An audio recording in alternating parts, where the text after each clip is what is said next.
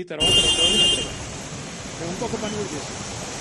విడిపోయేందుకు మేము మరికో మార్గం హైదరాబాద్ ఇంకా అన్ని నగరాలకు కూడా భారతదేశంలో దాదాపు మెట్రో నగరాలకి ఎయిర్పోర్ట్ మెట్రో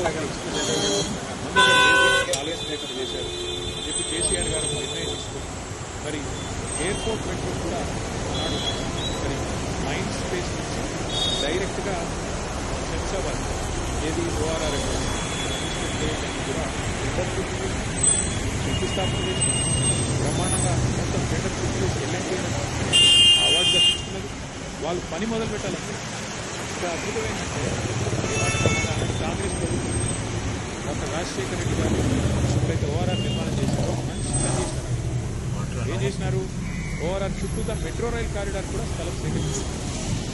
అందుకే మేమేమనుకుంటున్నాం మెట్రో అనేది రహేజా మైండ్ స్పేస్ ఎందుకంటే లక్షల మంది ఐటీ ఉద్యోగులు రావడం పోవడం ఓఆర్ఆర్ ఎక్కువైంది విపరీతంగా పెరుగుతున్నది చెప్పి అపార్ట్మెంట్ ట్రాఫిక్ రద్దీ కూడా పెరుగుతున్నది. కాబట్టి ఇక్కడి నుంచి కేవలం ఎయిర్పోర్ట్ వరకే పోదు, మధ్యలో స్టాప్స్ ఉజ్వేల్లో హైదరాబాద్లో ఇక్కడ నార్సింగ్లో స్టాప్స్ ఉంటాయి కాజాగూడలో. దానివల్ల ఏమవుతుందో ఎవరైనా అవసరమైతే మైండ్ స్పేస్లో పనిచేసే వాళ్ళు శంషాబాద్లో ఉంటూ కూడా రోజు వచ్చుకోవచ్చు.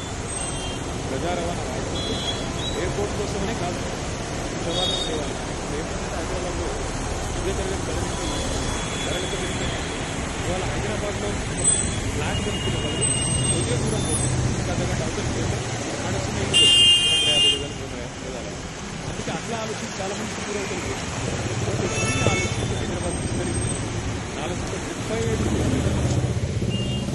కిలోమీటర్ల ఎయిర్పోర్ట్ మెట్రో ఎక్స్ప్రెస్ కూడా అంకురార్పణ చేసింది టీఆర్ఎస్.